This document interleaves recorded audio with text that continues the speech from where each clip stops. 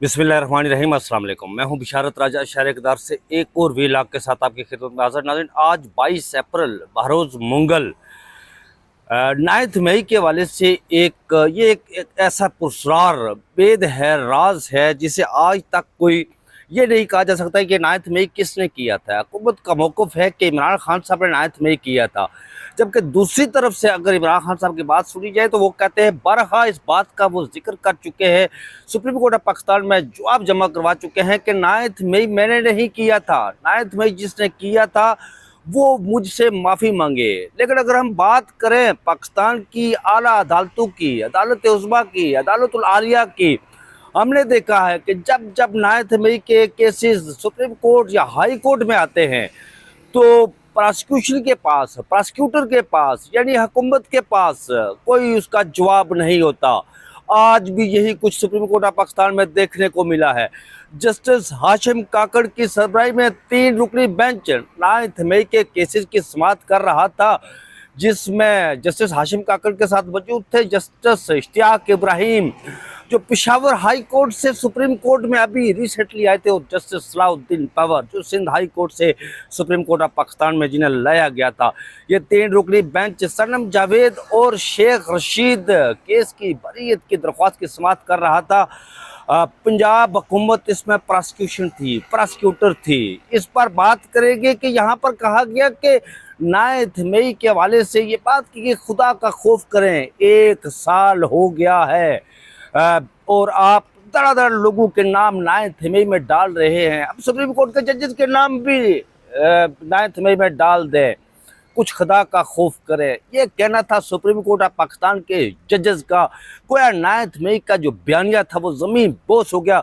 बड़े दिलचस्प आज remarks, observation supreme court of Pakistan के जजेस की तरफ से देखने को मिली, और प्रोसिक्यूटर यानी पंजाब हुकूमत के पास कोई जवाब नहीं था, वो भाग गई मैदान छोड़कर, और जजेस ने सर्विस की प्रोसिक्यूटर की यानी प्रोसिक्यूशन पंजाब की, और उन्हें कहा कि बार बार इल्तवा क्यों मांग रहे हैं। अगर इल्तवा की बात करते हैं, आप बार बार इल्तवा मांग रहे हैं, तो फिर इल्तवा किसी और शक्ल में मांगना, इस पर बात करेंगे। और फिर आपको बताएंगे कि इस्लामाबाद हाई कोर्ट में जो 190 मिलियन पाउंड केस था, उसमें भी एक बड़ी पेशरफ्त सामने आई है। वो पेशरफ्त आपके सामने रखेंगे कि क्या पेशरफ्त सामने आई है। और आज सुप्रीम कोर्ट ऑफ पाकिस्तान में सिंध की जानिब से जो जजेस सिन्याटी वाला मामला था, जजेस सिन्याटी वाला केस था, उसमें जवाब जमा करवाया गया है। वो जवाब क्या जमा करवाया गया, बड़ा दिलचस्प जवाब है, इस पर बात करेंगे।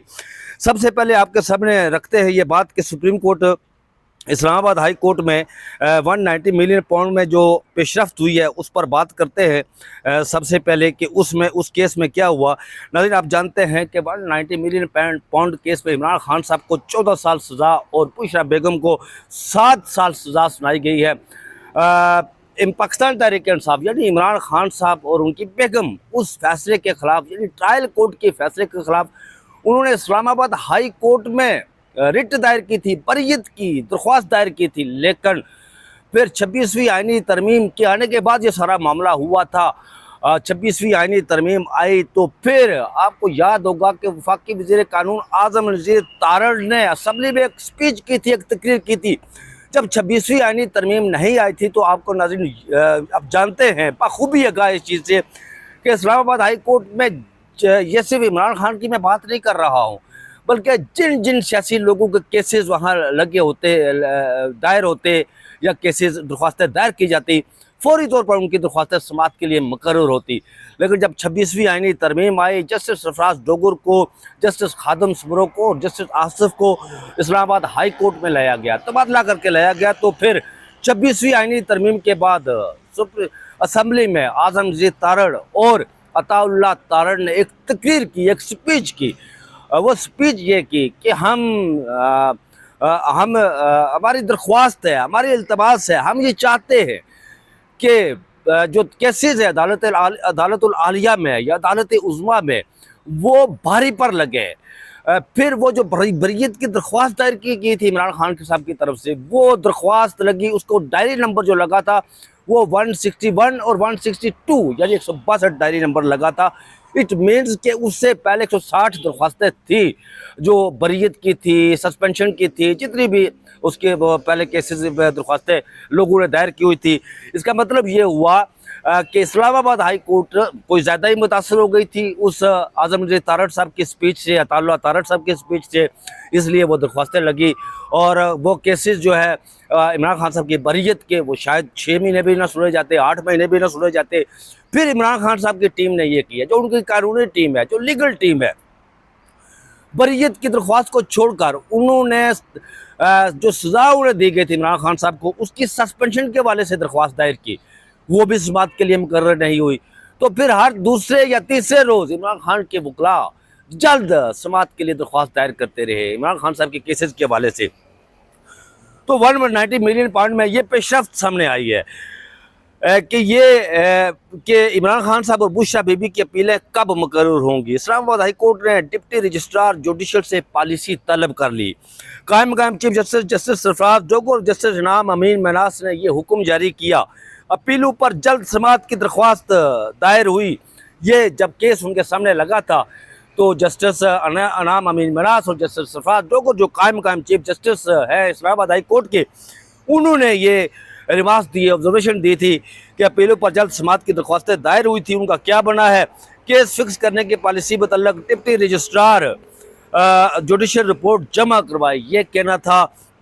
हुक्मनामा जारी हुआ, हुक्मनामा हुआ है इस्लामाबाद हाई कोर्ट का कि डिप्टी रजिस्ट्रार जो है वो पॉलिसी क्या है इस्लामाबाद हाई कोर्ट की, जो दरख्वास्तें दायर होती हैं, बरीयत की हैं या सज़ा सस्पेंशन की है या जल्द समात की दरख्वास्तें हैं, उस पर वो आगाह करे जनाब कायम चीफ जस्टिस सरफराज जोगर को।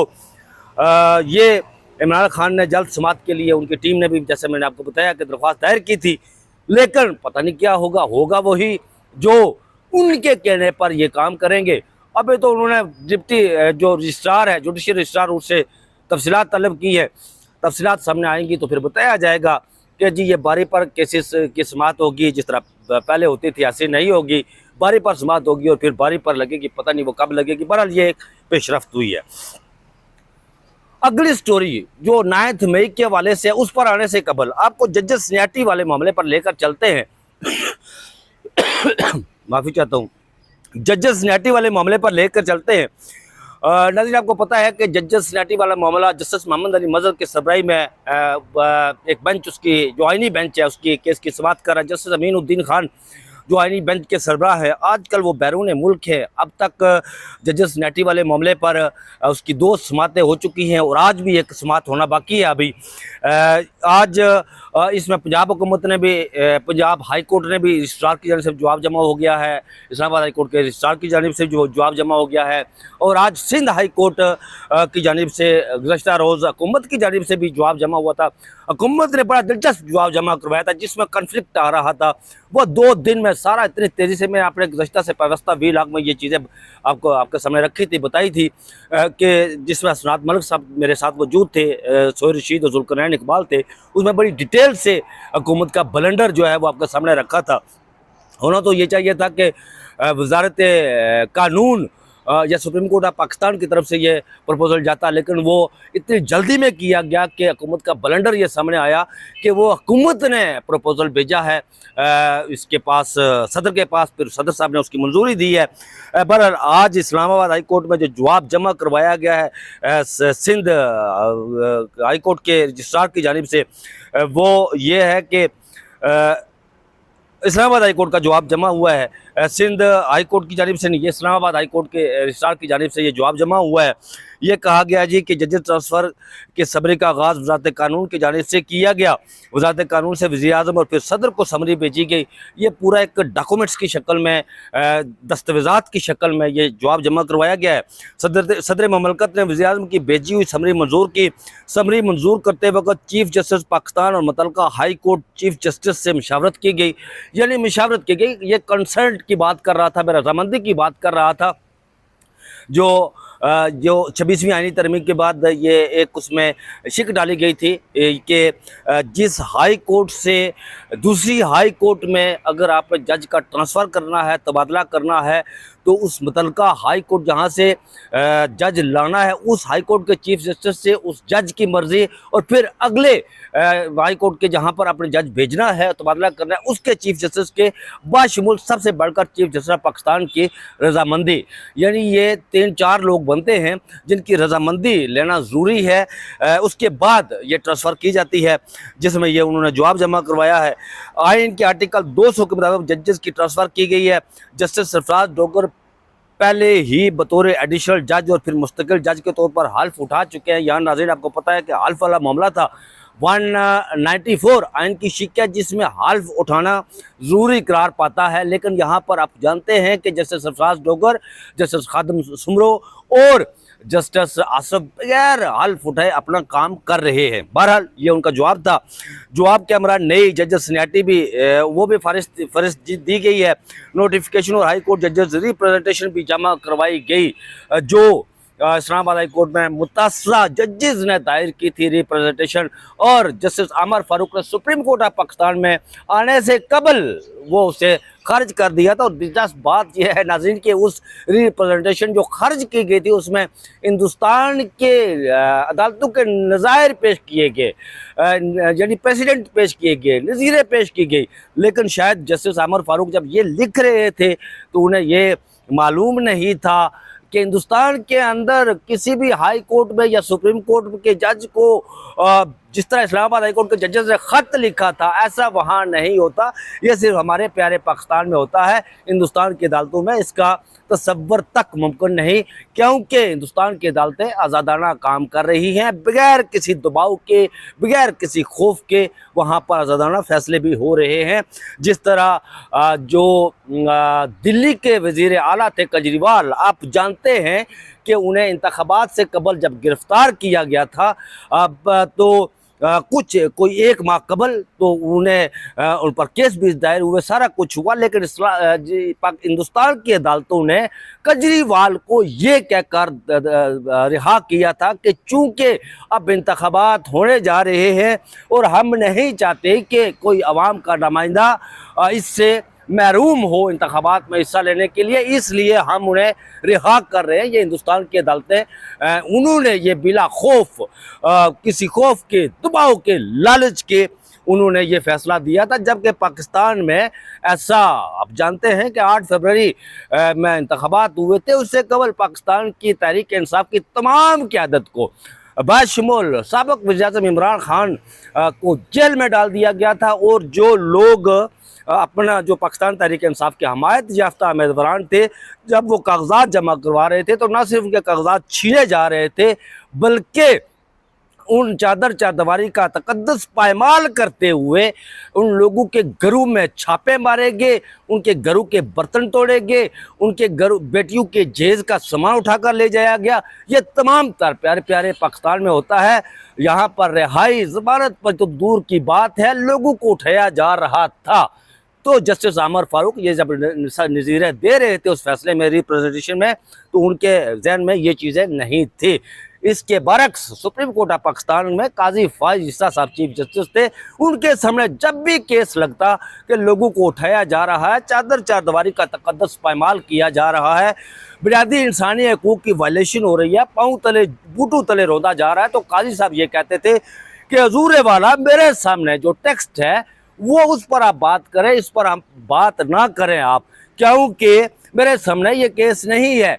जबकि बैरिस्टर गौहर जिस दिन बल्ले वाला फैसला लगा हुआ था, जो नाज़रीन आपको बताते हैं कि उस दिन ये हुआ कि बैरिस्टर गौहर के घर छापा मारा गया, तो बैरिस्टर गौहर ने काजी वक्त के सामने ये कहा कि मेरे घर में छापा मारा गया था। तो काजी वक्त ने ये कहा था, क्या मैं थानेदार लगा हुआ हूँ, क्या मैं सच्चो लगा हुआ हूँ? ये प्यारे पाकिस्तान में सब कुछ होता है। 9 मई के केसेस पर आते हैं, जिसका बड़ा तनतना था, बड़ा गुलगुला था, बड़ा शोर था कि आज तक ये किसी को मालूम नहीं हुआ कि 9 मई किसने किया। मैंने अपने इंट्रो में बता दिया आपको कि एक तरफ का मौक़िफ़ है कि इमरान खान साहब ने किया, दूसरी तरफ इमरान खान साहब का मौक़िफ़ है कि ये मैंने नहीं किया, चूँकि मैं उस दिन रियासत की कस्टडी में था और माफ़ी के मुतालबे पर उन्होंने कहा था कि मैं मेरे वकला सुप्रीम कोर्ट ऑफ पाकिस्तान में ये लिख कर दे चुके हैं, मेरा वही मौक़िफ़ है। ये शेख रशीद की बरियत की दरख्वास्त थी, जिसमें पंजाब हुकूमत यानी उनके प्रोसिक्यूशन जुल्फ़िकार नकवी साहब ने शेख रशीद की बरीयत पर शवाहिद जमा करवाने के हवाले से वक़्त मांग लिया। सुप्रीम कोर्ट ने इल्तवा मांगने पर पंजाब हुकूमत के स्पेशल प्रोसिक्यूटर की सरश कर दी। इल्तवा मांगना हो तो आइंदा इस अदालत में ना आना, ये जस्टिस हाशिम काकड़ का कहना था। इल्तवा सिर्फ जज, वकील या मुल्ज़िम के इंतकाल पर ही मिलेगा। जस्टिस हाशिम काकड़, नाज़रीन आपको बताएं कि वो अभी रिसेंटली जो खेप आई थी सुप्रीम कोर्ट ऑफ पाकिस्तान में जजेस की, वो उसमें आए थे और बलूचिस्तान से लाए गए थे। ये बलूचिस्तान हाई कोर्ट के चीफ जस्टिस थे। कुछ मुलजमान के इतराफ़ी बयान पेश करना चाहते हैं, यह स्पेशल प्रोसिक्यूटर का कहना था। जस्टिस हाशिम काकड़ ने पूछा कि शेख रशीद के खिलाफ क्या शवाहिद है। जिन इतराफ़ी बयान का आप हवाला दे रहे वो फाइल का हिस्सा है, ये शेख रशीद के वकील का कहना था। शेख रशीद बुजुर्ग आदमी है, कहाँ भाग कर जाएंगे, ये जस्टिस हाशिम काकड़ का कहना था। हुकूमत मोहलत खुद मांगती है, इल्ज़ाम अदालतों और मुलजमान पर लगाती है, ये कहना था शेख रशीद के वकील। इस अदालत में सिर्फ कानून के मुताबिक ही फैसला होगा, जस्टिस हाशिम काकड़ का कहना था। ज़मीन गिरे या आसमान फटे, इस अदालत में कानून से हटकर कुछ नहीं होगा, खुदा का खौफ करें। शेख रशीद साहब कई 50 बार मैंने मुंतखब हो चुके, कुछ तो खुदा का खौफ करें, जस्टिस हाशिम काकड़ का कहना था। शेख रशीद के वकील सरदार राज़क की समाअत इसी हफ्ते मुकर्रर करने की इस्तदा की गई, जिस पर जस्टिस हाशिम काकड़ जो बेंच के सरदार थे, उन्होंने ये कहा कि आप बेफिक्र रहें, केस लग जाएगा। सनम जावेद का केस भी यहाँ ही था। वो पंजाब हुकूमत की अपील पर समाअत हुई थी। पंजाब हुकूमत ने उनकी जुडिशल कस्टडी मांगी थी, उनकी जमानत की कैंसलेशन की दायर की थी। बड़ा दिलचस्प यहाँ पर बात सामने आए, जब केस की समाअत हो रही थी तो उस वक़्त प्रोसिक्यूटर पंजाब जिस तरह शेख रशीद के केस में भाग रहा था, यहाँ भी भागने की कोशिश कर रहा था, लेकिन जस्टिस इश्तियाक इब्राहिम ने कहा, वो क्या कहा वो आपको बताते हैं। सनम जावेद के रिमांड के खिलाफ लाहौर हाई कोर्ट में दरख्वास्त दायर हुई। ये कहना था पंजाब हुकूमत के वकील। पंजाब हुकूमत के रिमांड के खिलाफ दरख्वास्त में लाहौर हाई कोर्ट ने मुलज़मा को मुकदमे से बरी कर दिया। ये वकील जो प्रोसिक्यूशन थी पंजाब हुकूमत का कहना था। इन केसेस में तो अदालत से हदायत जारी हो चुकी है कि 4 माह में फैसला किया जाएगा, ये जस्टिस हाशिम काकड़ का कहना था। आप ये मुकदमा क्यों चलाना चाहते हैं, जस्टिस हाशिम काकड़ ने पंजाब हुकूमत के वकील से पूछा। हाई कोर्ट ने अपने इख्तियारात से बढ़कर फैसला दिया और मुलज़मा को बरी किया, यानी सनम जावेद को बरी किया। ये पंजाब हुकूमत के वकील का जवाब था। मेरा इस हवाले से फैसला मौजूद है कि हाई कोर्ट के पास तमाम इख्तियारात होते हैं, ये जस्टिस हाशिम काकड़ का कहना था। अगर हाई कोर्ट को कोई ख़त भी मिले तो नाइंसाफ़ी हो रही हो तो वो इख्तियारात इस्तेमाल कर सकता है, सो मोटो भी ले सकती है। क्रिमिनल रिव्यू में हाई कोर्ट के पास तो 100 मोटर के इख्तियारात भी होते हैं। जस्टिस हाशिम काकड़, ये जस्टिस सलाउद्दीन पेवर का कहना था। हमने हाई कोर्ट में रिमांड के साथ बरीयत की दरख्वास्त भी दायर की थी, ये वकील सनम जावेद का कहना था।